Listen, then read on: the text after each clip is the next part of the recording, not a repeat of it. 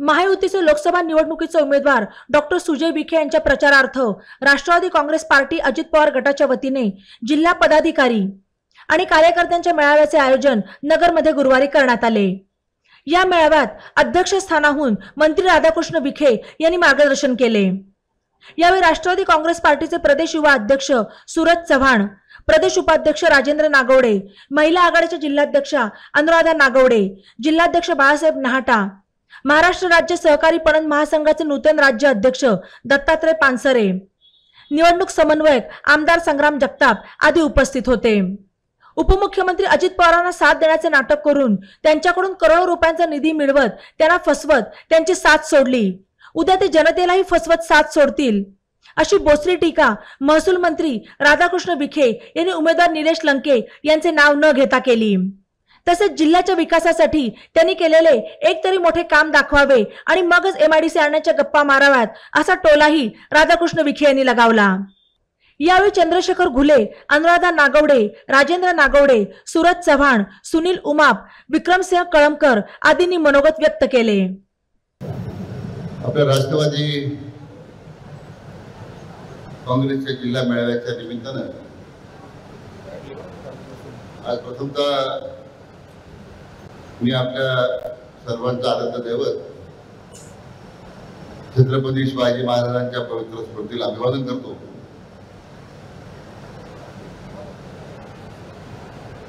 धर्मवीर छत्रपती संभाजी महाराजांच्या स्मृतीला अभिवादन करतो आणि आपल्या खंडेचे शिल्पकार महामानव भारतरत्न डॉक्टर बाबासाहेब आंबेडकर यांनाही मानवंदना देतो आणि ज्या ज्या समाज पुरुषांनी आपल्या परीनं समाजकारणामध्ये आपलं योगदान दिलं त्यांच्याही स्मृतीला मी आज वंदन करतो। या कार्यक्रमासाठी उपस्थित राष्ट्रवादी काँग्रेसचे युवक काँग्रेसचे प्रदेश अध्यक्ष माननीय सूरज चव्हाण, आपल्या शहराचे लोकप्रिय आमदार माननीय संग्राम जगताप, माजी आमदार आणि माझे जुने मित्र माननीय चंद्रशेखर घुले,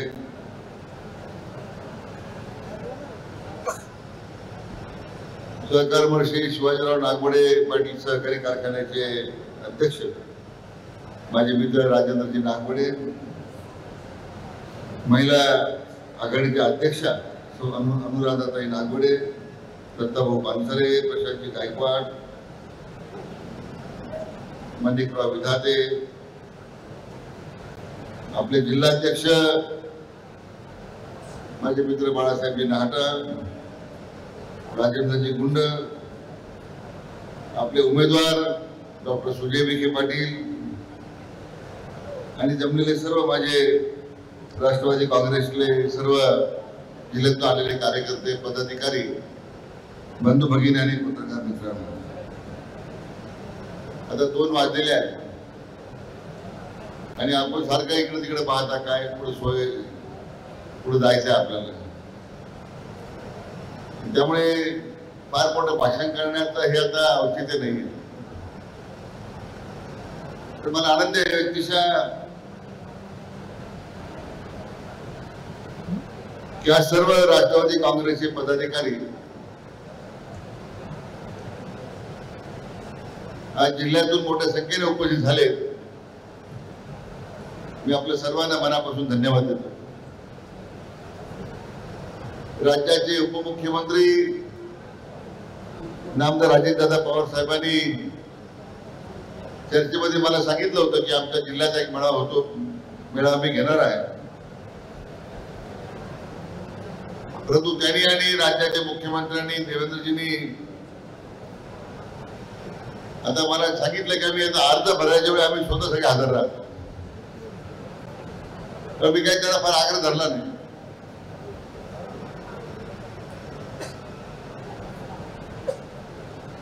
या लोकसभेच्या निवडणुकीमध्ये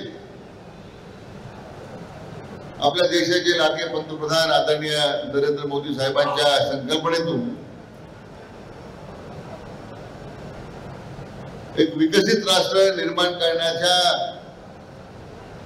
संकल्पनेला आपल्या सगळ्यांना सामोरं जायचं आहे. आज आपल्या राज्यामध्ये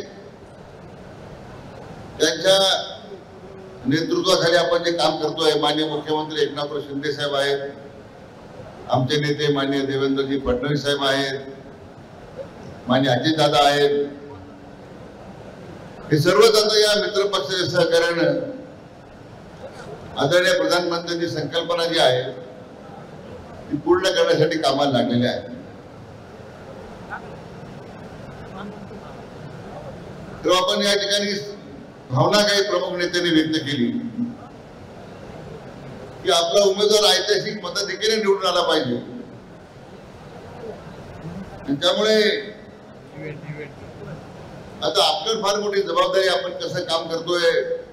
आणि मी अनेक वक्त्यांना सांगतोय की उमेदवार कोण आहे, समोर कोण आहे याच्याकडे फार चर्चा करू नका.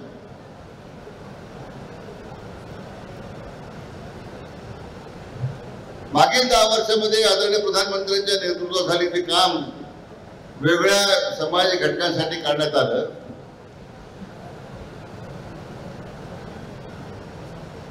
त्या सगळ्या लाभार्थ्यांना जर आपण भेटलो, त्यांना योजनेचा लाभ मिळाला म्हणून त्यांना आठवण करून दिली, एवढं जरी आपण काम गाव पातळीवर जर करण्याचा निश्चय केला तर आपल्याला ऐतिहासिक विजय मिळवणं काही अवघड नाही. कारण समोरच्या बाजूला काही सांगण्याची आवश्यकता नाही, कारण सांगण्यासारखं काही नसल्यामुळे निवडणूक ही नकारात्मक वातावरणाकडे घेऊन जाण्याची त्यांची एक भूमिका आहे. आणि नेमकी त्याच वातावरणाला आपण बळी पडतो. मी उमेदवाराला सांगितलेलं आहे की एवढं मोठं हिमालयासारखं काम आदरणीय प्रधानमंत्र्यांनी करून ठेवलेलं आहे. विश्वनेता म्हणून त्यांना जी मिळालेली मान्यता आणि एवढं मोठं अतुंग नेतृत्व आपल्याला मिळालेलं आहे.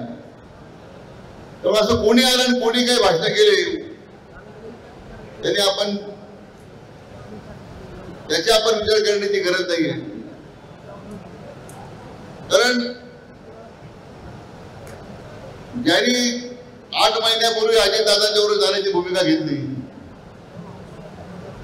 आणि ते अजितदादांकडून पैसे घेतले, निधी मिळवला आणि त्यांनी सोडून दिलं 8 महिन्यामध्ये, ते उद्याच्या जनतेला सोडून जनतेला सुद्धा सोडून देतील याचं आश्चर्य वाटण्याचं कारण, आश्चर्य वाटण्याचं कारण नाही. आणि त्याची आपण कशाला चर्चा करायची.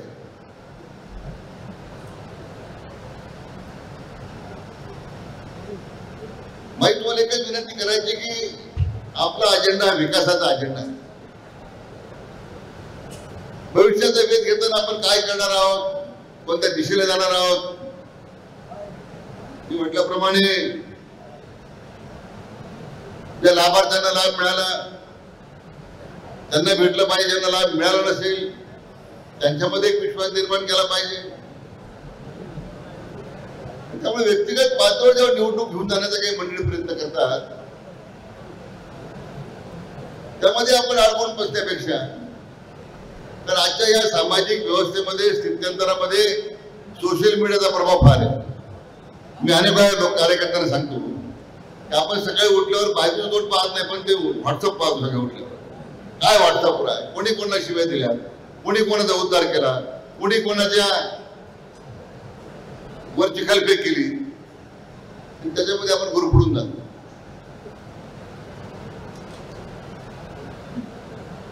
कारण आता भाषण होतात की आम्ही MIDC आणू, अमुक आणू, तमुक आणू. अरे 2.5 वर्ष हे सरकार कोणाच्या ताब्यात होतं? महाविकास आघाडी सरकार होतं. याचा रिमोट कंट्रोल कोणाकडे होता? कोणाकडे होता? शरद पवारांकडे होतं. ते ज्येष्ठ नेते आहेत. आज शरद पवार साहेबांना मला विचारायचं आहे की तुमचा उमेदवार गावागावी MIDC आणण्याची भाषा करतो, मग 2.5 वर्ष तुम्ही तरी एखाद्या जिल्ह्याला प्रकल्प आणू शकलात का? हा मला पवार साहेबांना प्रश्न विचारायचा आहे. हे सोडून याचा मुद्दा नाहीये, हे गावाच्या बाहेर आहे. पवार साहेबांना मला विचारायचं आहे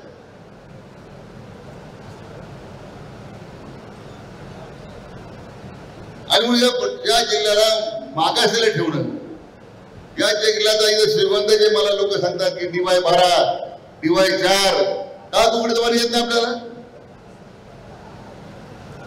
तुकडीचं पाणी आपल्या नगर जिल्ह्याचं कोणी घेतलंय?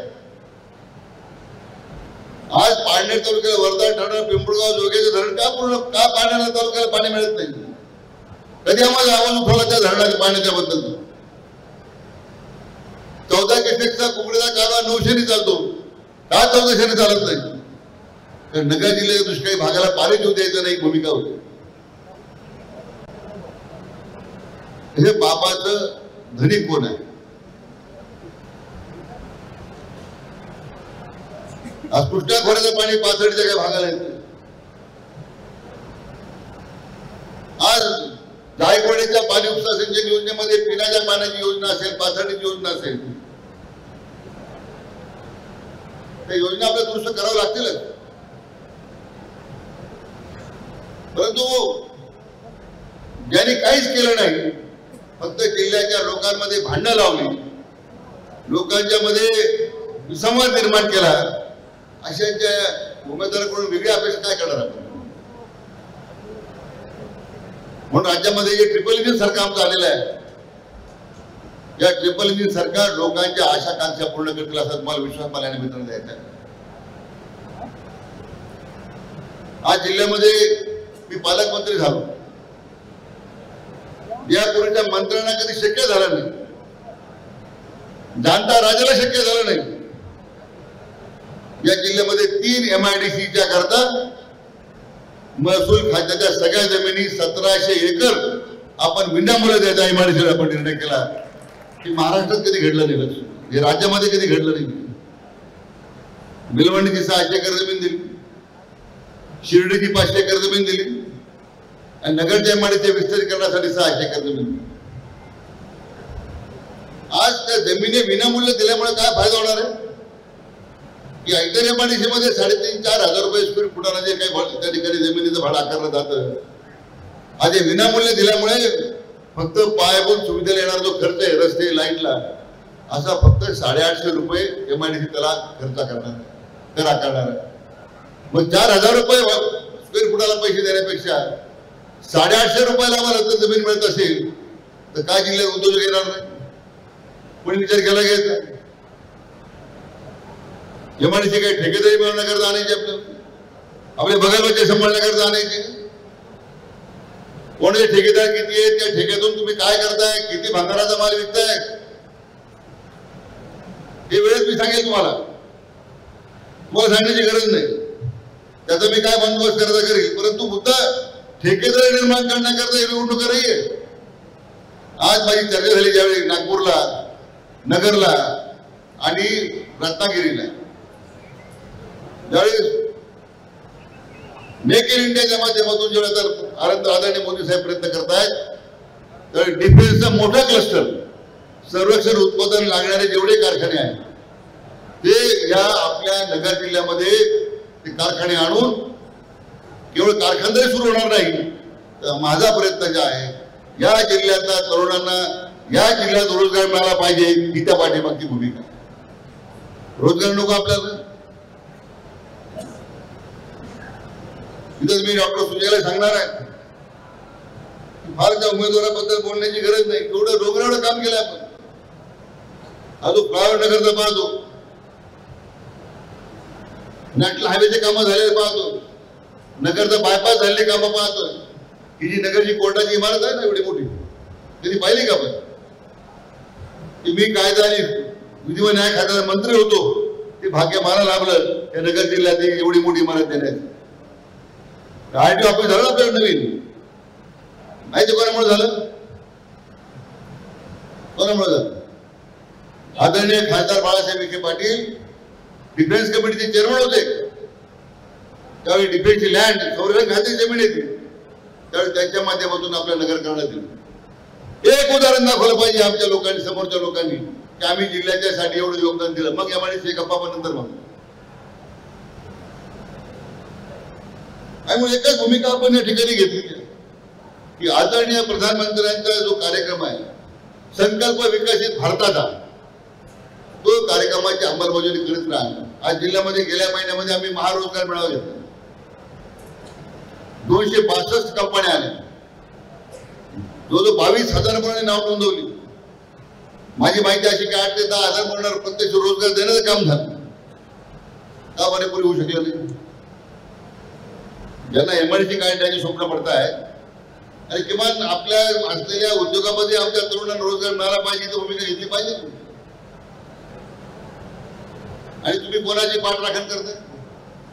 ज्यांनी प्रभू रामचंद्राच्या अयोध्येच्या मंदिराला ज्यांनी विरोध केला, त्या काँग्रेस पक्षाच्या लोकांनी त्याला जाण्यासाठी नकारात्मक भूमिका घेतली, त्यांच्या दावण्यात तुम्ही जाऊन बसलेला की राम मंदिराच्या विरोधात भूमिका घेणाऱ्या लोकांच्या बाबतीमध्ये। पण मला आनंद या गोष्टीचा आहे आणि अभिमान आहे, या सगळ्या विरोध करणाऱ्या लोकांच्या नाकावर टिचून 22 जानेवारीला आदरणीय मोदी साहेबांनी त्याचं उद्घाटन केलं आणि जगासमोर एक नवा आदर्श निर्माण केलेला आहे। तिथे ज्ञानेश्वर महाराजांची भूमी आहे नेवाशाला, किती लोकांना माहिती आहे ज्ञानेश्वर पुढे लिहिलेली आहे? दोन्ही लोक सोडून द्या टोपीवाले। आज राज्यामध्ये 40,000च्या वर गावांमध्ये आज पारायण होतं ज्ञानेश्वरचं। आपल्या जिल्ह्यात प्रत्येक गावात होतो, सप्ताह होते तर नाही। विसर्जनच्या मंदिरात भेटायला गेलो, काय अवकाळ त्या मंदिराची। आता राज्य सरकारच्या वतीने आज ज्ञानेश्वरी मंदिर परिसराच्या विकासाकरता 200 कोटी रुपयाचा आराखडा आपण मंजूर केलाय आणि ते काम आता आपण हातात घेतलेलं आहे। ही जी आपले अधिष्ठान आहे याला आपल्याला बळकटी द्यायची, औद्योगिकरणाला बळकटी द्यायची, रोजगार निर्माण करण्यासाठी प्रयत्न करायचे, जिल्ह्याच्या सर्वांगीण विकासाकरता आपल्याला प्रयत्न करायचे, लॉजिस्टिक मार्ग उभे करायचे। एमआयडीसी म्हटली सुप्याच्या एमआयडीसी असो, अन्य एमआयडीसीची गुंडगिरी संपवायची आहे। लोकांना मोकळा श्वास घेता आला पाहिजे, उद्योजकांना मोकळा श्वास घेता आला पाहिजे। आज अनेक जिल्ह्याच्या बाहेरच्या कंपन्या यायला उत्सुक आहे। अनेक लोकांशी मी रोज बोलतो, जिल्ह्यामध्ये पुढच्या 5 वर्षामध्ये 10,000 कोटी रुपयाची गुंतवणूक येऊ शकते असं वातावरण जिल्ह्यातलं आहे। का बद्दल त्याचा विचार करणार नाही? तर केंद्रामध्ये पुढे एकदा मोदी साहेब प्रधानमंत्री होणार आहे, राज्यापुढे पुन्हा महाराष्ट्र सरकार येणार आहे, आपण मतदान कोणाला करणार आहे? डॉक्टर सुजय माझा मुलगा म्हणून सोडून द्या 2 मिनिट। तर मी सांगितलं बऱ्याच वेळा, थोडं कमी बोलत जा, आता उत्साह आहे, तरुण आहे, आता मी तर समजून एंटरटेनमेंटचे लोक असेल, पण एक उमेद आहे, जिद्द आहे, जिल्ह्यासाठी काही करून दाखवण्याची धडपड आहे। 2.5 वर्ष कोविड मध्ये तर सगळा खासदार देशामध्ये वापरला मोदी साहेबांनी, तरी सगळ्यात जास्त रुग्ण डॉक्टर विखेपाटील फाउंडेशन असतील, रॉयल मेडिकल ट्रस्ट असेल, प्रवारगामी शिक्षण संस्था असेल, आपल्याला आश्चर्य वाटेल 20,000च्या पेक्षा जास्त रुग्णांचं त्या ठिकाणी संगोपन करण्याचं काम देशामध्ये एकमेव आपल्या संस्था आहे तयारी केलेलं आहे। एवढंच आहे, मग कोणीतरी बोललं की प्रसिद्धी आपण केलेली, आपण 2 दिवस कोविड सेंटरच्या खाटवर झोपलो नाही, पण आपण प्रसिद्धी करता कधी काम केलंच नाही। आमच्या वडील मला नेहमी सांगायचे,